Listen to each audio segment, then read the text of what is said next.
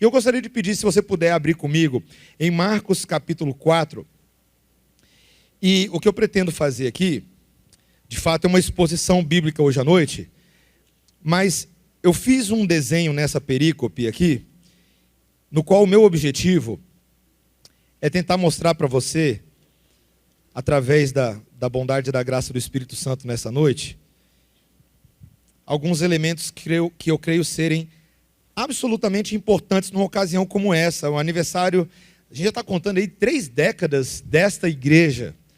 E o que eu gostaria de fazer é ler os versículos 1, o versículo 8 e os versículos 26 a 34. Diferente, né? Eu quero ler o versículo 1, o versículo 8 e os versículos 26 a 34. E esse é o texto que eu pretendo expor hoje à noite. É a combinação dessas partes. Classicamente falando, essa perícope, essa exposição, seria pelo menos aqui dos versículos 1 a 8 ou 1 a 10, que conta aquela parábola do semeador. E eu vou assumir nessa noite, que eu não vou expô-la, eu vou assumir que você vai se lembrar dela a partir daquilo que a gente vai recapitular. A parábola dos solos. Mas eu quero falar um pouquinho mais especificamente sobre o grão. O grão, tá? E na verdade eu tentei dar um nome para esse sermão aqui. E se no final da noite fizer sentido, então deu certo. Sementes hipergeminadas e a enorme sequoia do reino de Deus. Esse é o nome do sermão, tá? Então você aguenta firme aí. E eu peço que nesse momento você ouça com muita atenção a leitura do texto bíblico. Eu estou usando a ARA, tá bom? A versão que eu estou usando aqui. Eu sei que você pode estar usando uma versão diferente, não tem nenhum problema. Mas eu vou ler o versículo 1, o versículo 8 e os versículos 26 a 34. Acompanhe a leitura da inerrante, infalível e inspirada palavra do Senhor, que diz assim: Voltou Jesus a ensinar à beira-mar, e reuniu-se numerosa multidão a ele, de modo que entrou num barco, onde se assentou, afastando-se da praia, e todo o povo estava à beira-mar, na praia. Agora olha o versículo 8. Outra, enfim, caiu em boa terra e deu fruto, que vingou e cresceu, produzindo a 30, a 60 e a 100 por um. E o versículo 26, que diz assim: Disse ainda, o reino de Deus é assim, como se um homem lançasse a semente à terra. Depois dormisse e se levantasse de noite e de dia, e a semente germinasse e crescesse, não sabendo ele como. A terra por si mesmo frutifica. Primeiro a erva, depois a espiga, e por fim o grão cheio na espiga. E quando o fruto já está maduro, logo se lhe mete a foice, porque é chegada a ceifa. Disse mais: a que assemelharemos o reino de Deus? Ou com que parábola o apresentaremos? É como um grão de mostarda, que quando semeado é a menor de todas as sementes sobre a terra, mas uma vez semeada, cresce e se torna maior do que todas as hortaliças e deita grandes ramos, a ponto de as aves do céu poderem aninhar-se à sua sombra. E com muitas parábolas semelhantes lhes expunha a palavra, conforme o permitia a capacidade dos ouvintes. E sem parábolas não lhes falava. Tudo, porém, explicava em particular aos seus próprios discípulos. Amém. Esta é a bendita palavra do Senhor. Vamos orar mais uma vez, pedir a iluminação do Espírito Santo. Abaixe a sua cabeça.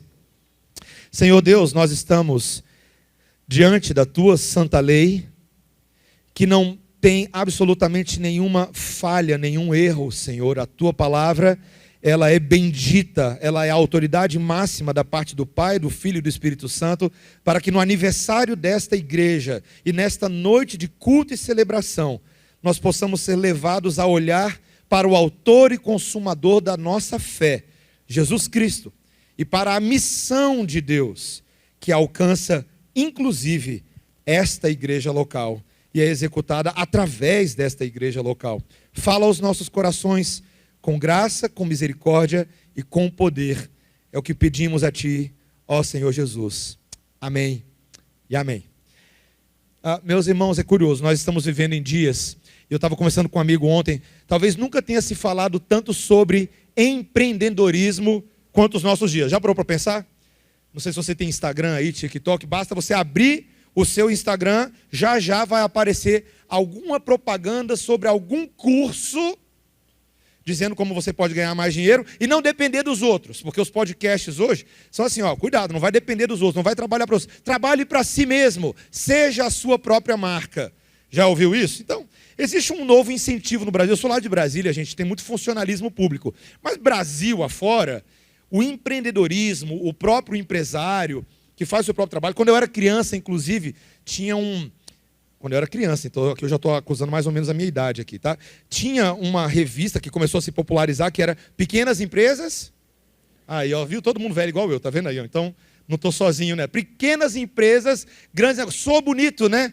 Parece que o American Way of Life, né? O sonho de consumo americano está embutido nesse sonho que o brasileiro pode ter também. Pequenas empresas, grandes negócios. Mas, meu irmão, minha irmã, falemos a verdade, ser empresário no Brasil é guerra, né? É guerra com os boletos, é guerra com o governo.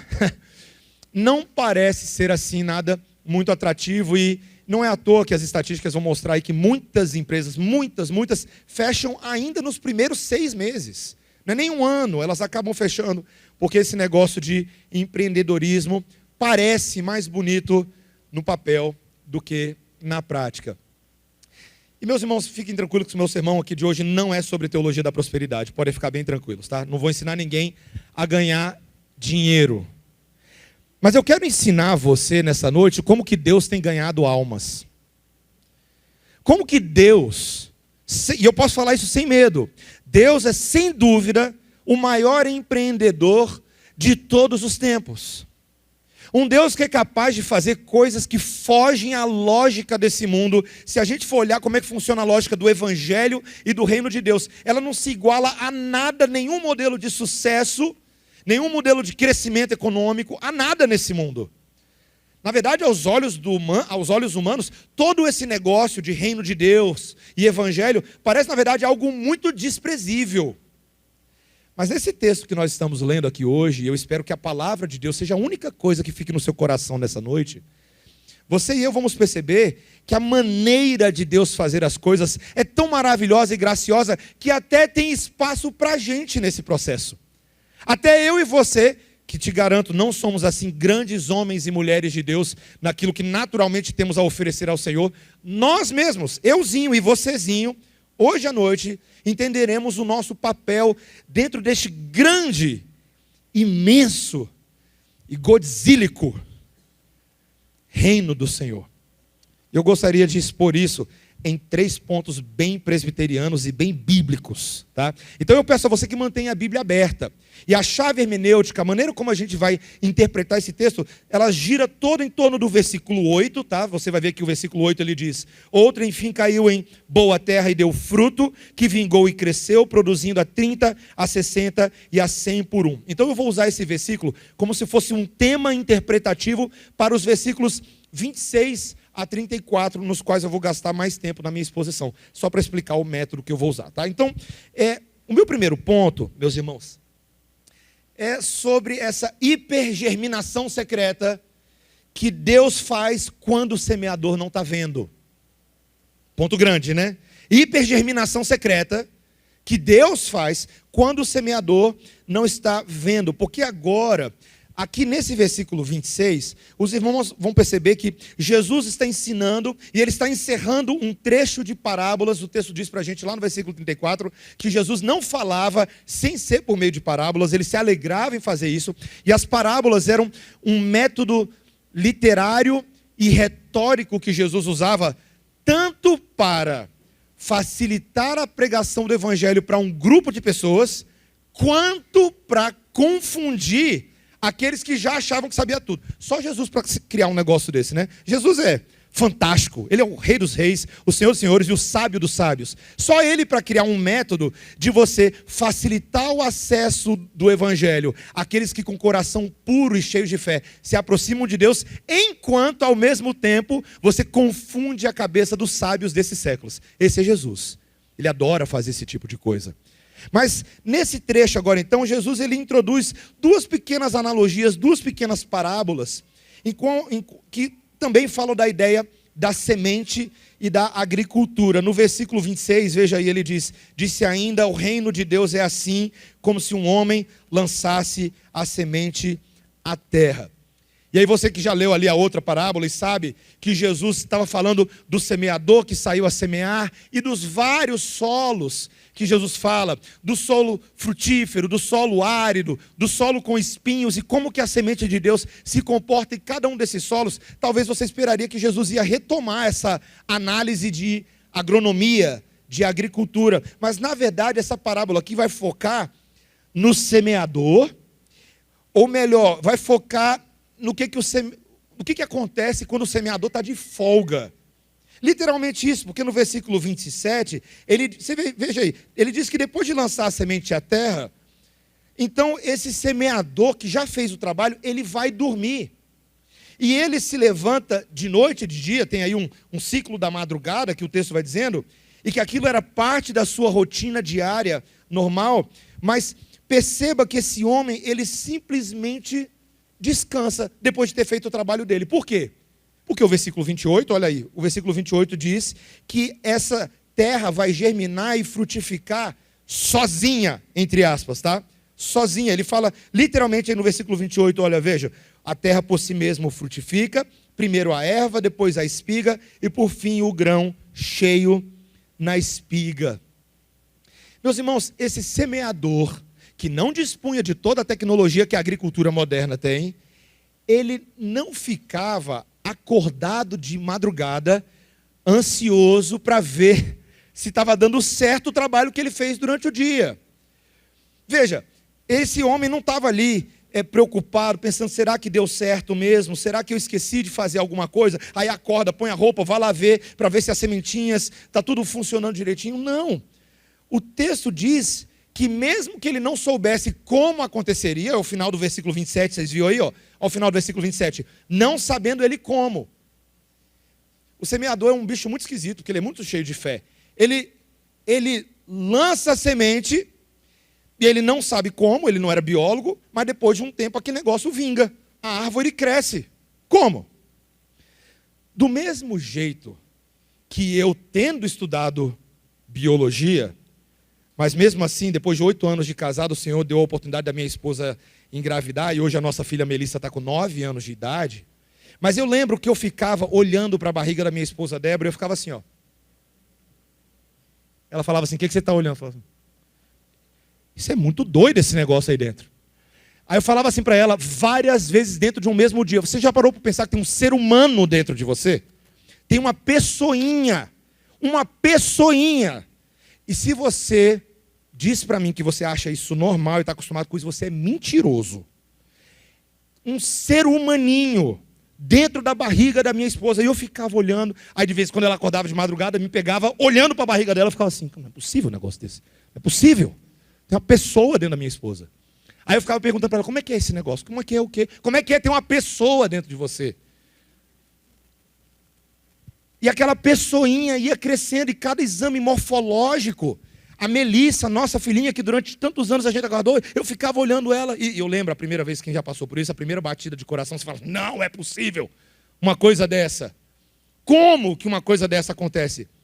Porque a minha parte, como pai, foi prazerosa e rápida.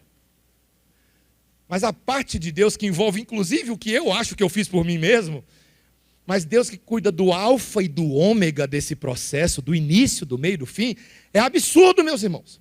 É absurdo. Isso acontece com o pintinho no ovo da galinha, no bebê, na barriga da mãezinha.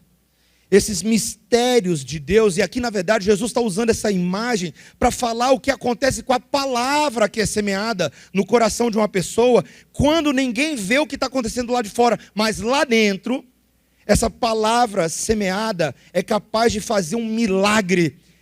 A palavra pregada, e eu quero dizer que é exatamente isso que está acontecendo aqui. Hoje à noite, enquanto nós estudamos o texto inspirado, o Espírito Santo de Deus, ele é responsável por pegar essas palavras de vida e lançar elas no seu coração e fazer um negócio muito doido aí dentro. Fazer o seu coração frutificar. A 30, a 60, a 100 por um. É algo invisível, um processo encoberto a nós. mas completamente descoberto e possível aos olhos do Deus que faz milagres. E deixa eu só te falar, esse é o maior milagre que existe. O maior milagre que existe não é um bebê crescer no ventre da sua mãe. O maior milagre que existe é um coração de pedra podre, totalmente depravado, igual o meu e o seu, virar um coração de carne, que outrora era inclinado para as coisas de Adão e agora é inclinado para as coisas do Espírito. Isso é um milagre. Você crê nisso? Você entende isso? Você entende que essa igreja não estaria aqui hoje celebrando seus 31 anos de vida se não fosse pelo fato de que a palavra de Deus está fazendo exatamente isso no coração das pessoas, e você precisa ser encorajado por isso. Porque eu não conheço muito o dia a dia da história da igreja aqui presbiteriana no setor Bueno. Mas veja, essa parábola ela só aparece aqui no Evangelho de Marcos, sabia disso? Não aparece em Mateus, não aparece em Lucas, não aparece em João. O que significa que provavelmente os primeiros leitores de Marcos estavam precisando ser encorajados muito particularmente, porque talvez eles não estavam vendo o fruto do trabalho deles. E aí Jesus conta essa parábola para encorajá-los, para falar, olha, mesmo quando os seus olhos não conseguem ver, Deus está no oculto a trabalhar. Tem um compositor clássico de hinos cristãos, e que nós cantamos vários deles, um dos maiores de todos os tempos, o nome dele é William Cowper. E ele escreveu um hino, que em português nós temos ele traduzido como Misterioso é o Nosso Deus. E a letra do hino diz, Deus está no oculto a trabalhar, muito hábil e sem falhar, os seus desígnios faz valer, quão grande é o seu poder.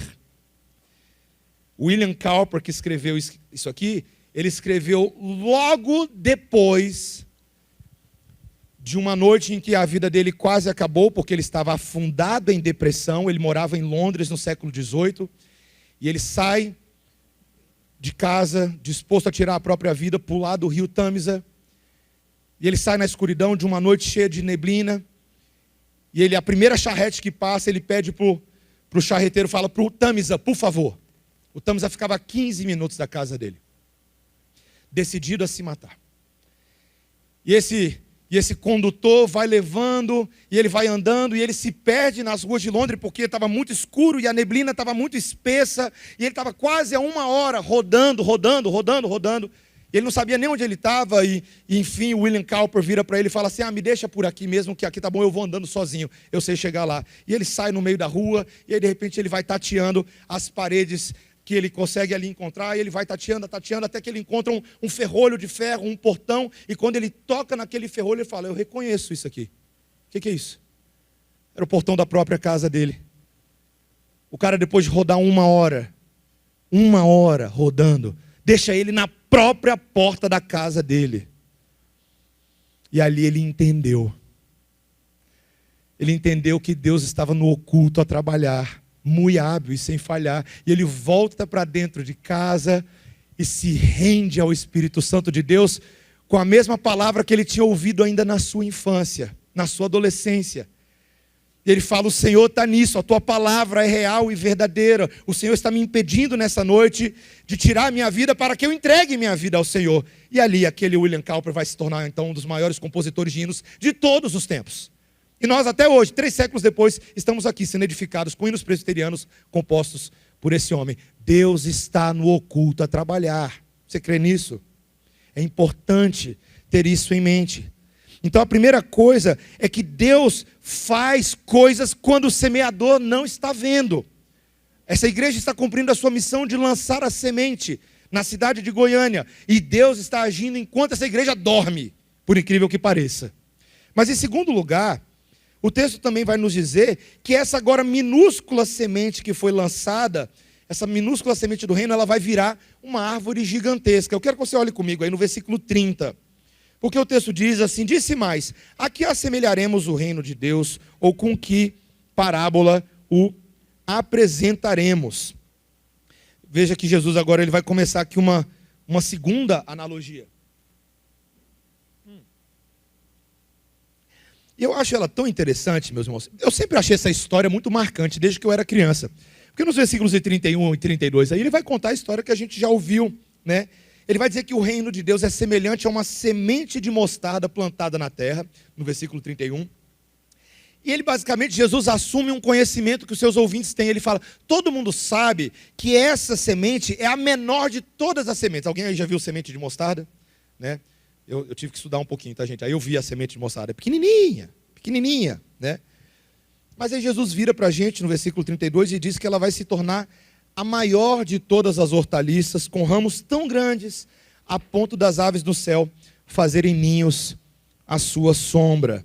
O verdadeiro milagre da mostardeira, é o que Jesus está contando. E eu não sei, talvez a mostardeira ela esteja muito longe da sua realidade botânica, assim como estava da minha também, tá? Eu admito.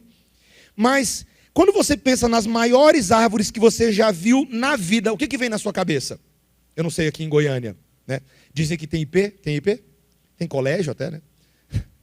Mas o que você lembra? Porque aqui no Brasil, e aqui me permita uma pausa botânica no sermão, porque tem a ver com o sermão. O brasileiro gosta de árvore grande. O Brasil é bom de árvore grande, não é não? O que você consegue lembrar de cabeça? Eu fiz uma listinha. A gente tem Samaúma no Brasil, árvore boa. Jequitibá rosa. No Brasil tem o mogno, né? E aí o pessoal faz móvel a rodo aí, né? Mesa, cadeira, faz tudo. Mas quando o assunto é tamanho, se você quiser falar das maiores árvores do mundo, nenhuma está à altura, literalmente, das sequoias. As sequoias, elas são famosas e algumas delas podem atingir mais de 100 metros de altura. Crianças que estão aqui, eu vejo algumas, adolescentes, aula de botânica e de biologia. Imagine isso, 100 metros de altura. Eu tentei fazer alguns cálculos, porque algumas delas, principalmente lá nos Estados Unidos, recebem alguns apelidos carinhosos. Uma delas é chamada Hyperion. Ela tem 115 metros de altura. Só para você entender, uma girafa, se você for no zoológico, uma girafa, na média vai ter 6 metros de altura. Então, uma árvore dessas são 19 girafas empilhadas. 19 girafas empilhadas. Tem uma outra sequoia que ela é apelidada de General Sherman. Ela é uma das árvores mais volumosas do planeta que se tem registro. Ela está no Guinness Records, tá? A base dela tem 30 metros de circunferência. 30 metros de circunferência. E o peso dela, essa base, sustenta o peso dessa própria árvore, que é calculado em mais de 1.400 toneladas. 1.400 toneladas. Considerando que uma baleia azul, mais informação para você hoje à noite, a maior de todas as baleias, pode chegar a 180 toneladas, ou seja, uma árvore dessa equivale a mais ou menos 8 baleias azuis. Só para você ter noção do que a gente está falando. Mas você viu qual que é o ponto da parábola? O ponto da parábola é que uma árvore godzílica dessa vem de uma semente quase invisível aos olhos. Uma semente de mostarda, literalmente, ela tem de altura, normalmente, entre 4 a 5 milímetros e espessura de 1 milímetro. É muito pequeno. É quase invisível, de fato. E ela tem umas asinhas marrom amareladas. E o ponto é esse. Esse provérbio, esse ditado proverbial, é como se Deus ia aqui tentando aproximar o máximo da vida dos nossos jovens aqui presentes. É como daqueles filmes que você começa a assistir e no início você não dá nada por eles, sabe? Você fala, vou embora do cinema, não sei porque eu estou assistindo isso, mas no final do filme você está, sabe, chorando assim. Você quer trazer a família inteira para assistir, você assiste 20 vezes. Você não dá nada no início. Mas quando aquilo se desenvolve, se torna sufocante de tão maravilhoso. O reino de Deus é assim, é o que Jesus está falando. O reino de Deus, ele parece tão insignificante, parecia insignificante, tanto aos olhos dos judeus, quanto dos gentios, quanto dos próprios discípulos. Afinal de contas, Jesus era apenas ali um pregador, filho de carpinteiro da Galileia dos gentios. Ele não era assim tão importante aos olhos humanos. Mas, meus irmãos, eu quero que você considere que Jesus está falando aqui, aquele ministério que começa na Galileia dos gentios, numa colônia de pescadores, teria implicações gigantescas, não só para aquela região, socioeconomicamente ou geopoliticamente falando, mas para todo o universo. Vamos definir reino de Deus aqui. Porque reino de Deus não é só o que acontece dentro da igreja, ainda que a igreja seja a expressão principal desse reino. O reino de Cristo que começa nos nossos corações, por termos sido eleitos e predestinados por Deus desde antes da fundação do mundo, ok? Me acompanhando aí, presbiterianos, todo mundo calvinista? Certo? 30 anos de igreja dá para chegar lá, né? Aí Deus te elegeu antes da fundação do mundo, te justificou, Ele está te santificando porque você é adotado na família de Deus, você foi eficazmente vocacionado por Deus e será glorificado. Então você tem essa linda expressão do corpo de Cristo que é a igreja. Mas o reino de Deus não é só a igreja. O reino de Deus é uma sementinha de mostarda que vai ter efeitos finais lá na galáxia de Andrômeda e na Alfa Centauri.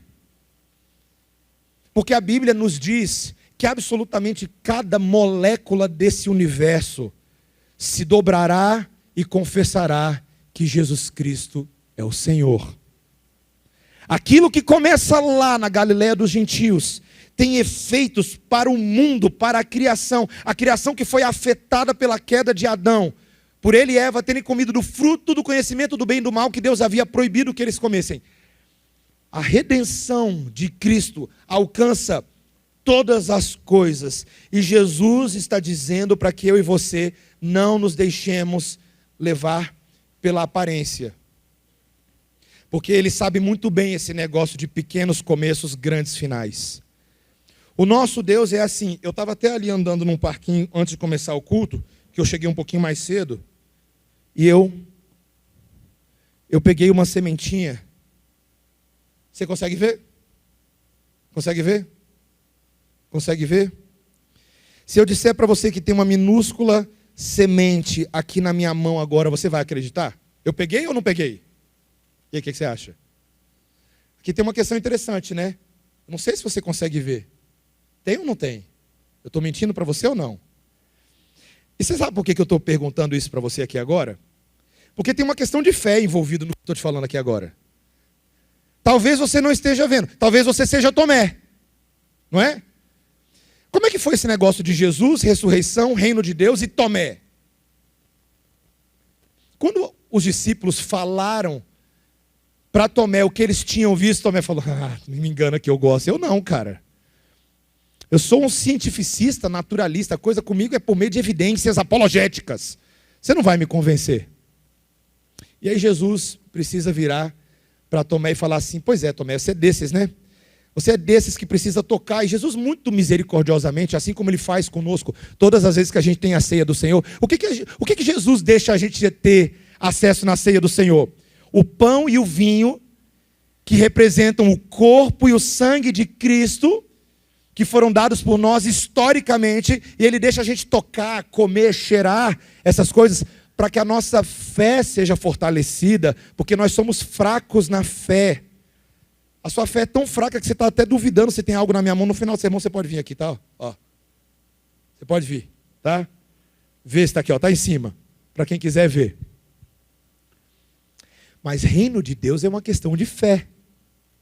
O ministério semanal e diário do cultivo da palavra, todas as vezes que o pastor abre as escrituras e prega para você, cada vez que um professor de escola dominical prepara uma aula para que você possa ouvir, ou agora mesmo, enquanto aquelas professoras estão cuidando dos seus filhos, eu te pergunto, para você o que está acontecendo lá é brinquedoteca gratuita? Ou existe algo do reino de Deus que está acontecendo com os nossos filhos lá dentro? A palavra plantada no coração do seu filho de 2, 5, 10 anos de idade, talvez você não esteja vendo agora os efeitos dela, mas creia que a Bíblia, quando diz ensina a criança o caminho que deve andar, e mesmo quando for velho não se desviará dele, Deus está falando de fé, de pregar e anunciar com fé, com a certeza de que pequenos grãos de mostarda podem ser garantidos pelo Senhor do universo. Amém? Essa é a missão dessa igreja. Todos nós que somos mais do que presbiterianos, mas somos crentes, porque aqui na cidade de Goiânia, eu garanto para vocês que tem batistas, metodistas, anglicanos, assembleianos igrejas sem placa, que nessa mesma noite agora, sábado à noite, estão pregando a palavra de Deus, cantando a palavra de Deus, orando a palavra de Deus, e todos nós, ainda que tenhamos placas diferentes, um dia estaremos na presença do Senhor das sementes. As sementes vingarão na presbiteriana, na batista, na metodista. Porque quem garante isso é o Senhor do universo. Fé é a certeza de coisas que se esperam e a convicção de fatos que se não vêm. O verdadeiro marketing do reino de Deus não é aquilo que impressiona as pessoas exteriormente, até porque quando Saul e Davi estavam nessa dinâmica, e Samuel também, quando Saul foi rejeitado e Davi foi aceito, a palavra era: o homem vê o exterior de uma pessoa, mas o Senhor vê o coração. O marketing do reino não são paredes bonitas, ou até mesmo uma tela legal, um sistema de som, uma música boa, tudo isso é bom. Mas o marketing do reino é vidas que são transformadas à medida que são cultivadas e regadas pela semente do Evangelho. E meus irmãos, eu gostaria de caminhar para o final da minha exposição, dizendo que essa minúscula semente que haverá de virar uma árvore gigantesca, a gente pode ter certeza de que as coisas funcionam assim, porque a colheita que Jesus fará no fim é infalível. Preste atenção, esse é meu último ponto. A colheita que Jesus fará no fim é infalível.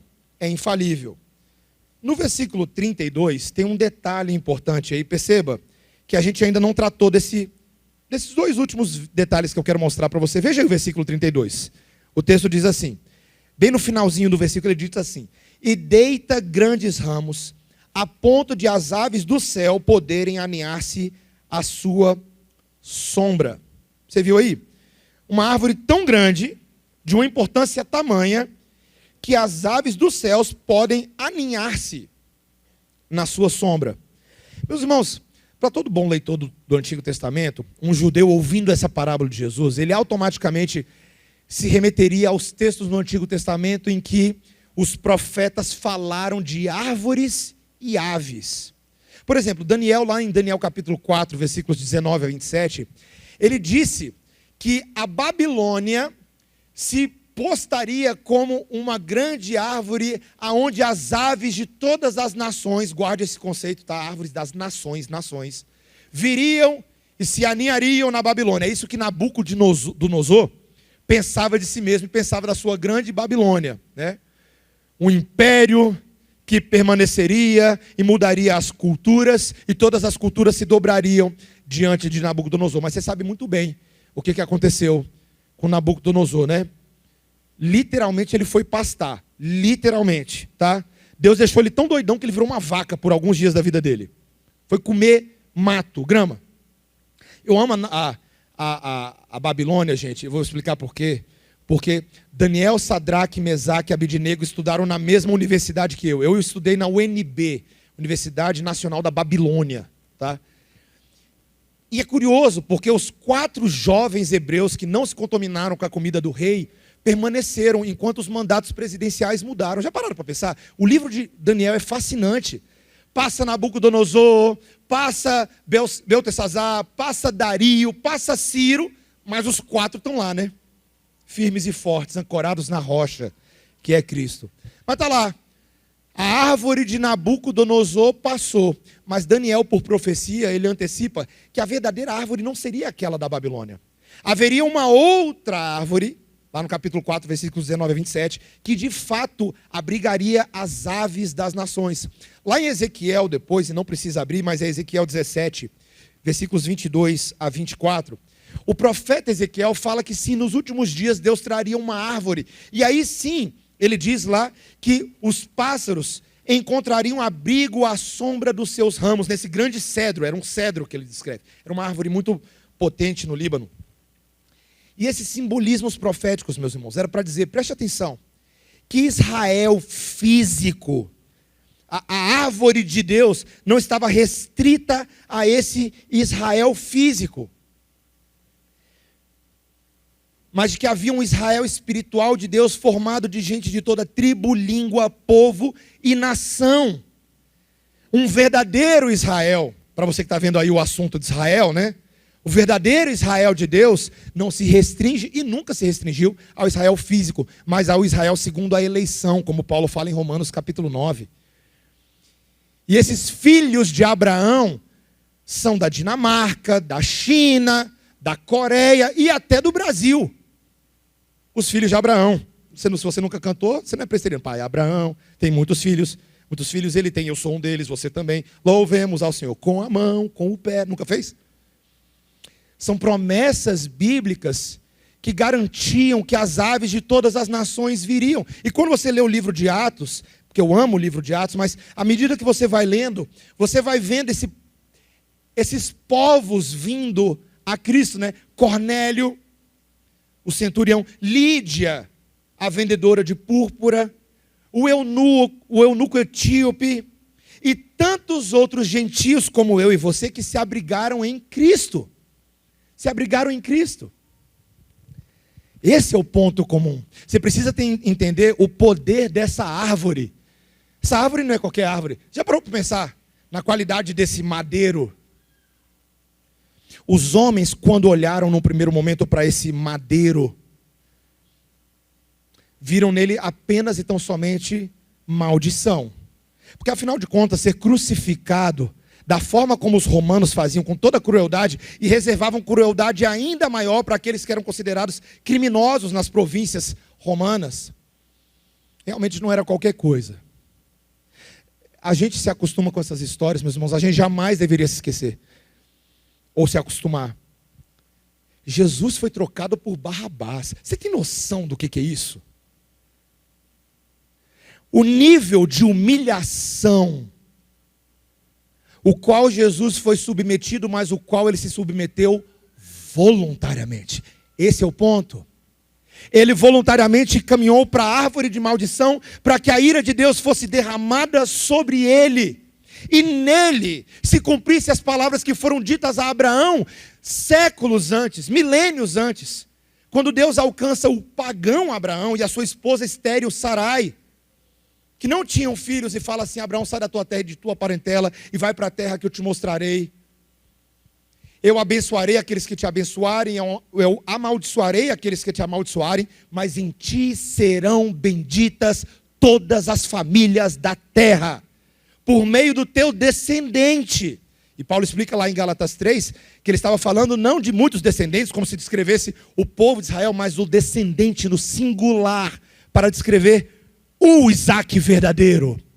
O Isaac que se tornou maldito no madeiro, para que nele, naquela árvore do madeiro, todas as famílias eleitas da terra se abrigassem. Meus irmãos, eu e vocês não estaremos aqui hoje se a seiva carmesim daquela árvore não tivesse escorrido por mim e por você. Mas louvado seja o Senhor que escorreu. Louvado seja o Senhor que não apenas ela escorreu, porque a morte dele não seria suficiente para perdoar os nossos pecados, mas foi a sua ressurreição que nos assegurou a vida eterna. E eu e você que estamos aqui hoje, estamos unidos, eu de Brasília, vocês de Goiânia, e muitos outros estados aqui representados, e até países. Porque aprove ao Senhor juntar debaixo dessa sombra maravilhosa da redenção, a sombra do Cordeiro ressurreto, assunto aos céus, que um dia voltará para nos buscar, a sombra da esperança, gentios de toda tribo, língua, povo e nação. Flamenguista como eu, qualquer time goiano que você torça aí como você, porque eu não vou comprar essa briga com ninguém aqui hoje, mas pecadores e piquidores, todos nós. Meus irmãos, eu não sei se esta igreja, eu louvo ao Senhor porque que bom que nós estamos vivendo esse momento juntos, que bom que eu estou vivendo esse momento com vocês.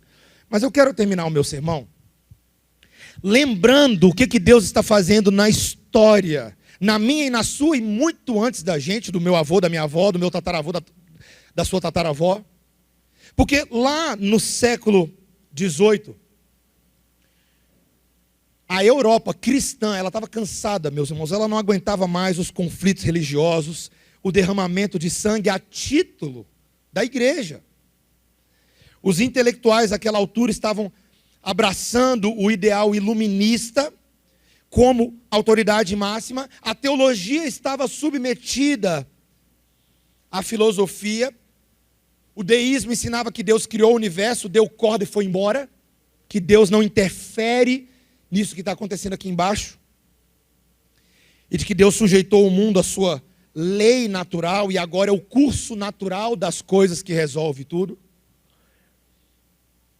O racionalismo cético era rampante no final do século XVII, início do século XVIII, para um continente que já havia experimentado o avivamento da reforma protestante.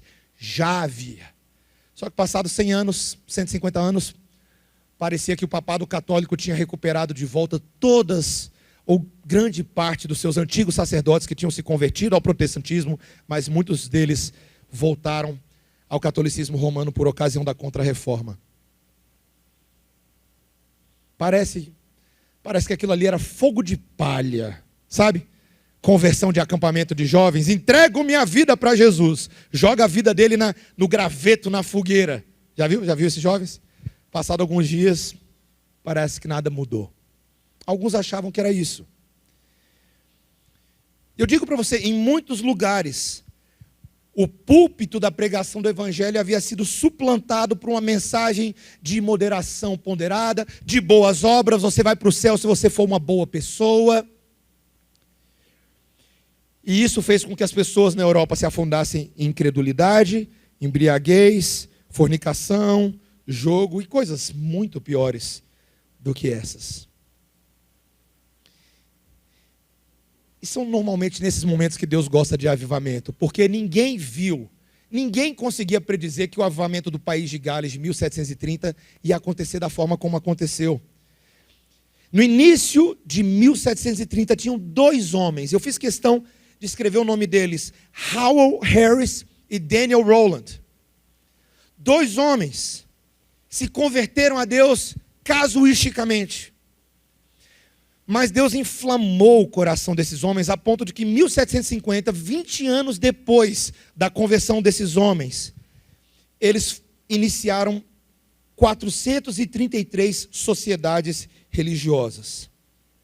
Os membros dessa sociedade se autodenominavam metodistas calvinistas, era o perfil deles, e acabaram dando o tom e o caráter do cristianismo no país de Gales no século XVIII. Por 2 séculos, na verdade, após aquilo.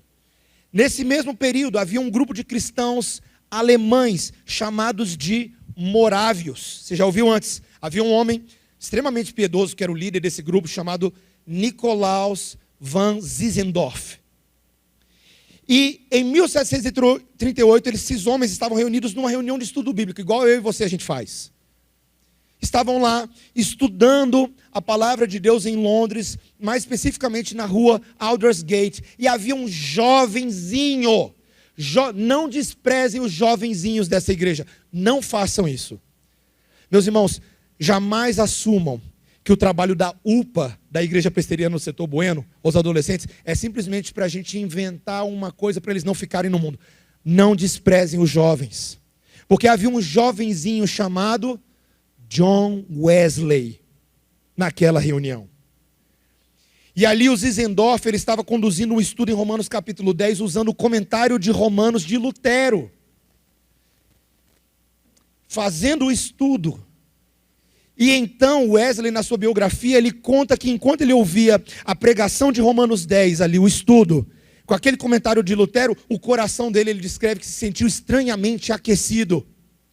E Deus começou a falar ao coração dele, e ali ele obteve a certeza da sua salvação, o perdão dos pecados, e ele veio entender aquele momento como seu novo nascimento, à medida que ele aprendia a palavra de Deus. E ele tinha um irmão. O irmão do Joãozinho era o Charlinho. John Wesley, Charles Wesley.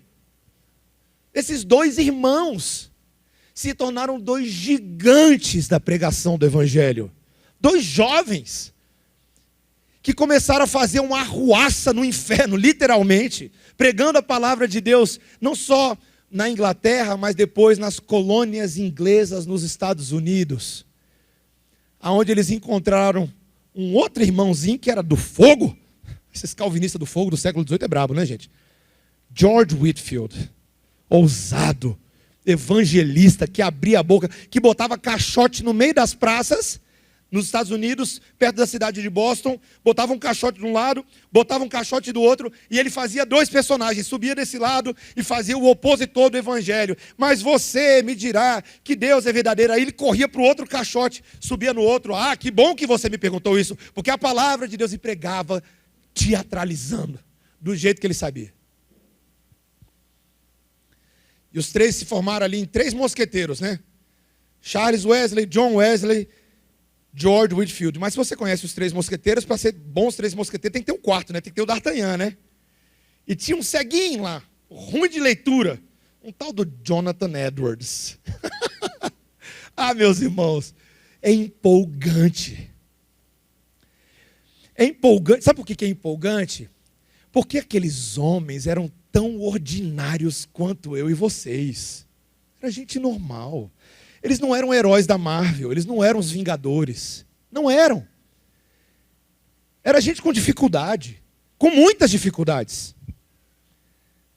Mas aprove ao Senhor, inclusive o Jonathan Edwards, ele traz um relato tão maravilhoso do avivamento que começou a acontecer por causa da palavra, porque nos primeiros anos de pastorado dele em Northampton, ele dizia que havia uma morbidez. As pessoas não estavam sedentas do evangelho, mas Deus deu a ele aqueles amigos e eles começaram a orar. E ele conta que ele começou a observar uma crescente sensibilidade em relação ao pecado pelas pessoas. Ele inclusive diz na biografia dele que na cidade ali que havia mais ou menos 1.200 pessoas, ele calculou que de repente, de uma hora para outra, 300 pessoas foram salvas em 6 meses. 300 pessoas. No auge do avivamento que estava acontecendo em 1735, cerca de 30 pessoas por semana professavam conversão. 30 pessoas por semana. E logo o avivamento estava surgindo em todas as colônias. As estimativas desses convertidos só na Nova Inglaterra, tá? Que é aquele estado ali do nordeste dos Estados Unidos, lá em cima, onde a população era de cerca de 250 mil pessoas. As estimativas variavam entre 25 a 50 mil convertidos. 25 a 50 mil.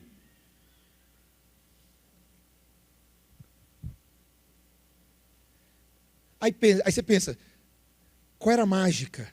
Alguém hoje ouviria isso, algum pastor querendo o crescimento da sua igreja, e fala assim: Jonathan Edwards, escreva um livro sobre o modelo de células e crescimento de igreja, para que nós, pastores, também possamos comprar essas franquias e os seus livros de crescimento de igreja. Ó, grande Jonathan Edwards, ajude-nos a sermos culturalmente relevantes. Meus irmãos, vocês acham que Jonathan Edwards, George Whitefield, John Wesley, Charles Wesley, Ashbel Green Simonton, José Manuel da Conceição, Giovanni Zardini, Josimar Bianchi, eu espero que não, hein, Giovanni? Você acha que o lance é ser culturalmente relevante na guerra cultural? Meus irmãos, o Senhor não está atrás de gente relevante. Ele está atrás de igrejas fiéis. Só. Porque ser fiel ao grão de mostarda que Ele confiou a mim e a você, é poderoso o suficiente para poder frutificar 30, 60 e a 100 por um. Na cidade de Goiânia, na cidade de Brasília, no estado do Goiás, no Distrito Federal, no Centro-Oeste, no Brasil e aonde Ele quiser. Eu retornei em abril da minha 5ª viagem ao Nepal. Quando eu cheguei no Nepal pela primeira vez, em abril de 2021, eu me escandalizei, porque no aeroporto de Katmandu, assim que você desce, a quantidade de ídolos de ouro que você vê só no aeroporto já escandaliza. Só no aeroporto. É impossível, e você pode ser presbiteriano quanto você quiser, como eu, que sou presbiteriano, 5 pontos, 5 solas e 5 tulipas, tá? Você arrepia na hora. Não tem como. Você sente a opressão demoníaca. Você sente a opressão demoníaca. É desse nível. É trevas, é escuridão. 33 milhões de deuses numa população de 29 milhões de pessoas. Tem mais Deus do que gente. O nome disso é politeísmo. Você consegue imaginar? Eu caminhando no primeiro dia lá com o missionário João Petrecelli, a gente foi num templo e uma estátua, era uma estátua literalmente de um demônio, e ele tinha uma criança no colo e as vísceras da criança estavam abertas e o demônio estava comendo. Desculpa ter sido gráfico, mas era o que era. Eu vi, aí eu virei para o missionário e perguntei assim, cara, o que é isso? O que eu estou vendo? Mas o que me chocava é que as pessoas passavam e colocavam suas pequenas oferendas e choravam ali na frente. Eu falei, meu Deus do céu, o que está acontecendo aqui? E o Petrecelli me explicou, Mateus, na cabeça desse povo, se ele não passar aqui e fizer a oferenda a esse Deus,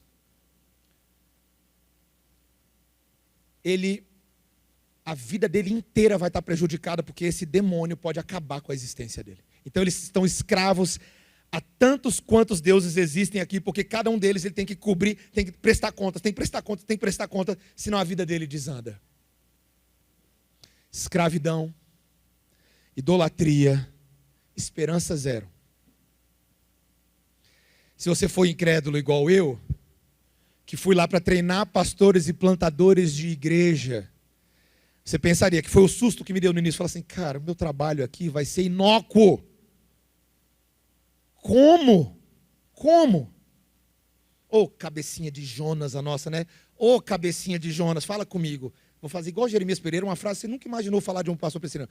Fala assim comigo, tá? Pode fazer, é só didático. Fala assim, ô, cabecinha de Jonas. A gente é ruim demais, gente. A Bíblia está repleta dessas histórias e a gente continua em incredulidade. Jonas, quando foi cuspido pelo grande peixe, que foi basicamente o Uber que Deus providenciou para ele, né? Vai pegar para o Ninivita. Ele foi a contragosto, meus votos eu pagarei. Ele pagou, mas não queria. Mas o que Deus fez com os assírios? O que Deus fez com os ninivitas? O rei dos ninivitas decretou um jejum nacional. Os ninivitas, os assírios, eram o povo mais perigoso geopoliticamente. Eles fincavam a cabeça dos seus conquistados em estacas e espalhavam em corredores. Todo mundo tinha medo deles. Jonas não só tinha medo, mas tinha ódio. Mas lá vai Jonas, lá vai o cão arrependido, com seu rabo entre as patas. E prega o evangelho, e mesmo sem querer, querendo. Deus fez o que fez com os ninivitas. Se você for lá no Nepal agora, sabe o que você vai encontrar no Nepal agora, além do quebra-quebra que teve em Katmandu algumas semanas atrás? Mas sabe o que você vai encontrar? Um dos maiores avivamentos do mundo está acontecendo no Nepal agora. Uma das nações mais politeístas da história. Neste exato momento, eu estou falando, meus irmãos, de milhares e milhares de conversões. Se Deus é por nós, quem será contra nós? Aquele que não poupou seu próprio filho, antes por todos nós o entregou, não nos dará porventura com ele todas as coisas? Quem tentará acusação contra os eleitos de Deus? É Deus quem os justifica. Quem os condenará? Foi Cristo Jesus quem ressuscitou, ou antes está sentado à destra do Pai, agora reinando em glória. Meus irmãos, se nós estamos em Cristo, nós somos, de fato, mais do que vencedores por meio daquele que nos amou. Nem morte, nem vida, nem nepaleses, nem ninivitas, nem anjos, nem principados, nem coisas do presente, nem do porvir, nem poderes, nem altura, nem profundidade, nem qualquer criatura poderá nos separar do amor de Deus que está em Cristo Jesus. O empresário mais bem-sucedido de todos os tempos. Nada pode impedi-lo. Agindo Deus, quem o impedirá? Eu termino dizendo, meus irmãos, que o sucesso dele é tão alto e o índice dele de acerto é absoluto que, 31 anos. 31 anos. Pecadores redimidos, lavados e remidos pelo sangue do Cordeiro. Digo um detalhe para vocês, eu termino com isso, a glória não é de vocês. A glória é do Senhor da igreja.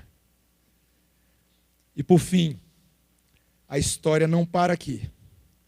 Eu digo para vocês, meus irmãos, que a história só termina quando ela terminar. E pelos meus cálculos, eu sei que o pessoal estava falando de arrebatamento aí semana passada. Vocês viram, né? Vocês viram aí? Vai acontecer arrebatamento sexta-feira. Ih, não aconteceu, né? Sabe por quê, meus irmãos? Porque Jesus não voltou ainda. E se eu estou lendo corretamente Mateus capítulo 24, o discurso escatológico de Jesus, Jesus só voltará até que a porção dos eleitos tenha se convertido. E até que todos aqueles a quem ele programou a pregação do evangelho nas nações tenham ouvido o evangelho. Ou seja, ainda tem trabalho, igreja. Aqui, ó, qual é o nome desse bairro? Setor Bueno. Aqui, ó. Quando eu entrei aqui na PSEF, eu olhei aquele porteiro e fiquei pensando, será que ele conhece Jesus? Será que alguém já falou para ele? Aí tinha uma menina na limpeza ali atrás, enquanto os meus filhos estavam ali, a bolinha do meu filho caiu debaixo do carro, e eu vi uma menina da limpeza, eu fiquei pensando no meu sermão, pensando, será que ela conhece a Cristo? Será que ela é uma eleita do Senhor? Será que Deus vai dar o privilégio a essa igreja de falar de Jesus para ela? Esse bairro aqui, eu fui ali na pracinha e vi algumas crianças brincando, e os meus filhos brincando com eles ali, com estilingue, jogando para cima, e eu pensando, está aí uma oportunidade evangelística. Essas crianças, essas babás, essas mães que estão aqui, esses pais, esses comerciantes, tinha um vendedor de pastel, tem um donuts ali delicioso, mas mais gostoso que comer donuts é ele comer do pão da vida que desceu do céu. E é com vocês, meus irmãos, é com vocês. Deus plantou vocês aqui, nesse lugar e nessa hora, para que a cidade de Goiânia e esse bairro conheça a Cristo Jesus. Ele ainda não voltou. Então dá tempo de pregar, de anunciar, de brilhar a luz de Cristo e de salgar o mundo. Que o Senhor abençoe vocês, meus irmãos. E que a gente continue fazendo essa obra juntos. Eu lá, vocês aqui, nós juntos e unidos pelo sangue do Cordeiro e pelo Espírito Santo, falando desse evangelho a todo povo, tribo, língua e nação. Amém? Baixe a sua cabeça, vamos orar. Senhor Deus, nós cremos com a mais absoluta convicção de que a semente da Tua palavra não falha, Senhor. A prova disso é que, a despeito de todo o criticismo de que o cristianismo já há muito teria morrido na história da cristandade, 2000 anos depois que o nosso Senhor Jesus Cristo subiu aos céus, nós continuamos aqui anunciando a morte do Senhor até que Ele venha. Senhor, como é bom pertencer a Ti.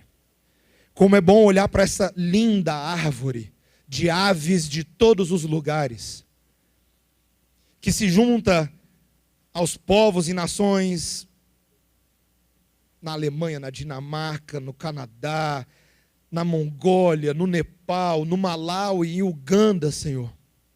No centro-oeste, no norte do país, entre os ribeirinhos, entre os gaúchos, entre os goianos, Senhor, entre os brasilienses. Senhor, continua nos dando olhos para ver a obra que o Senhor está fazendo agora mesmo, dentro deste salão, Senhor. Porque o Teu Santo Espírito não para de agir. Mesmo quando a gente dorme, o Senhor nos guarda enquanto dormimos, e o Senhor continua acrescentando os peixes à rede dos pescadores, mesmo quando não estamos trabalhando. Deus é maravilhoso. Inspira, encoraja e fortalece o coração desta igreja pelos próximos 30, 60, 90 anos de vida, até quando Jesus voltar pessoalmente para buscar cada um de nós. Que sejamos encontrados fiéis na presença do Senhor, a ponto de ouvir dele: muito bem, servo bom e fiel, sobre o pouco foste fiel, sobre o muito te colocarei. Em nome de Jesus. Amém. Deus abençoe, irmãos.